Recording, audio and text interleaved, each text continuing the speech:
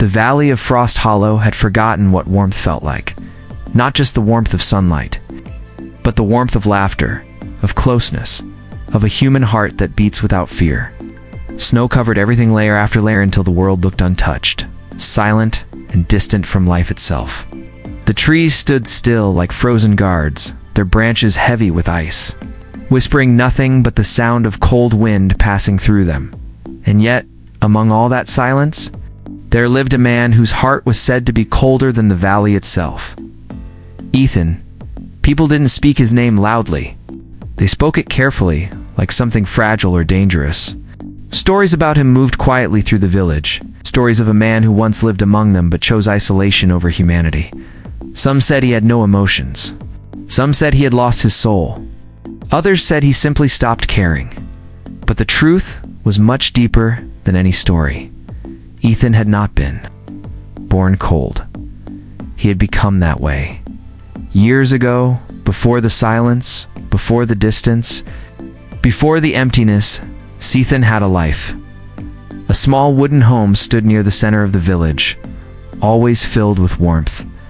His mother's voice echoed through the rooms, soft and comforting, humming melodies that made even the coldest days feel lighter. His younger sister, full of life, would follow him everywhere, her laughter bright enough to melt any sadness. Ethan used to laugh too. He used to believe that no matter how harsh the winters were, as long as they were together, nothing could break them. He was wrong. The night everything changed began quietly. The wind grew stronger than usual, pushing against doors and windows like an uninvited guest. Snow began to fall, slowly at first, then faster, heavier, until it seemed like the sky itself was collapsing inside the house. His mother tried to stay calm. She wrapped his sister in blankets, whispering that everything would be okay. Ethan, however, felt something was wrong. This wasn't a normal storm. This was something else, something dangerous. "We need to leave," he said. But the moment they stepped outside, the storm showed its true power. The wind was violent. The snow blinded them instantly. The cold pierced through layers of clothing like they were nothing. Ethan held on to them, tightly, too tightly, because deep inside, he already knew. He let go. Even for a second, he might lose them. And then, it happened. A sudden, powerful gust of wind separated them. His grip slipped. Voices were lost in the storm. Shapes disappeared into white darkness. Ethan ran. He shouted. He searched with everything he had. But the storm did not give anything back. By morning, there was only silence and snow. Endless snow. That day didn't just take his family. It took something inside him, something that never returned after that. Ethan stopped being part of the village. He built a small cabin far away. Near the northern cliffs, where the wind never rested, he chose the coldest place, the loneliest place, because it matched what he felt. Or rather, what he didn't feel. He stopped talking unless necessary. Stopped looking people in the eyes. Stopped allowing memories to surface. Because memories brought pain. And pain was something he refused to experience again. So he buried everything deep, under layers of silence, under layers of ice. Time passed. Seasons changed, but in Frost Hollow, winter always returned stronger, and Ethan remained the same, until the day Lena arrived. Lena was different from the moment she stepped into the valley. Where others saw emptiness, she saw beauty. Where others felt suffocated, she felt curious. She noticed the way light reflected off the snow like tiny stars. The way silence sometimes felt peaceful rather than lonely. The way even the cold had a kind of honesty to it. And then, she noticed the one thing everyone avoided, the path to the northern cliffs. Why does no one go there? She asked one afternoon. An old villager looked at her and sighed. Because that's where the cold lives. Lena frowned slightly. You mean the weather? The old man shook his head. No, a man. Most people would have stopped asking. Lena didn't. The next morning, she followed that path, step by step, through thick snow and sharp wind, until she saw a small cabin, and outside it, Ethan, he stood still, chopping wood with slow, controlled movements. Each strike was precise, almost mechanical, as if he had done it 1,000 times without thinking. "Hello?" Lena called out. No response. "I'm new here." Still nothing. She walked closer. "You don't talk much, do you?" Ethan stopped. Slowly, he turned his head and looked at her. His eyes were not angry. Not exactly. They were empty, and that was worse.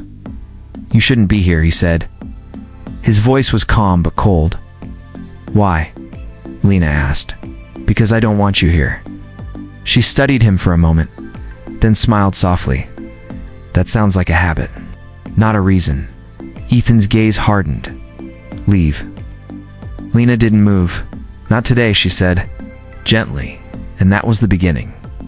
Days passed, then weeks. Lena kept coming back. She didn't force conversations, didn't ask too many questions.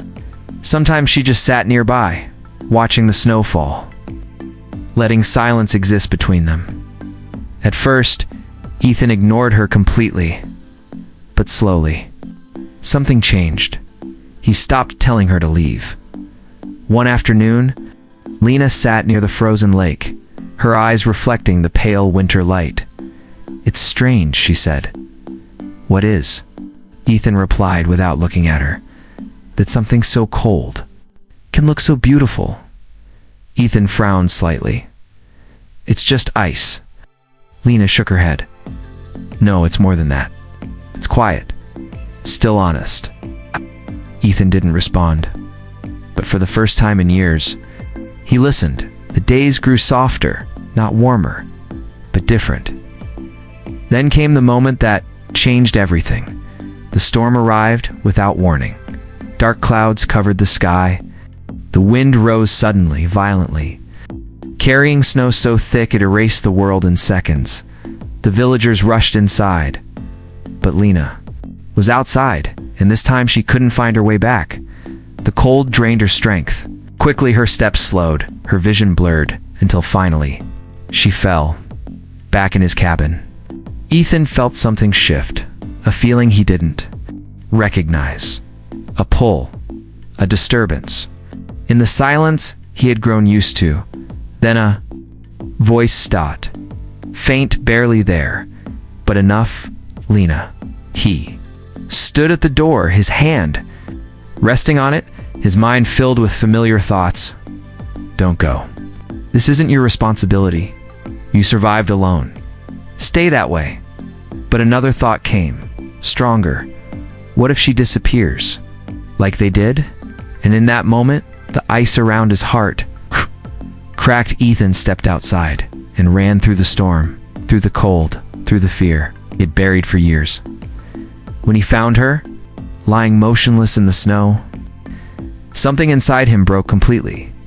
He dropped beside her, lifting her carefully. No, stay with me," he whispered. His voice shook, not from the cold, but from emotion. He carried her back, fighting every step, refusing to stop, refusing to lose again. Hours later, inside his cabin, a small fire burned.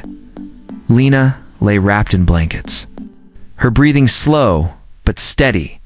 Ethan sat beside her, watching, waiting, hoping. When her eyes finally opened, the storm had passed. "You came," she whispered. Ethan looked at her. For the first time, his eyes were not empty. "I couldn't leave you." "Why?" she asked softly. He paused, then answered, "Honestly, because I don't want to lose anyone again." Silence filled the room. But it wasn't cold anymore. From that day forward, everything changed. Not suddenly, but slowly. Ethan began to return to the world he had left behind. He spoke more, helped more, lived more, and Lena, she didn't try to change him. She simply stayed. One evening, they stood together at the cliff, the same place where Ethan once stood alone. Lost in emptiness, the wind still blew. The snow still fell. But something was different. "Do you still feel cold?" Lena asked. Ethan looked at her, then at the endless white horizon. "Sometimes," he said, "but not like before." Lena smiled. "That means your heart is alive?" Ethan didn't reply immediately. Instead, he took a deep breath, and for the first time in years he felt it. Not the cold, but warmth. Moral. No heart is truly made of ice, some are just frozen by pain. Real change doesn't come from force, but from patience, kindness, and presence. Sometimes, the greatest way to save someone is simply to stay.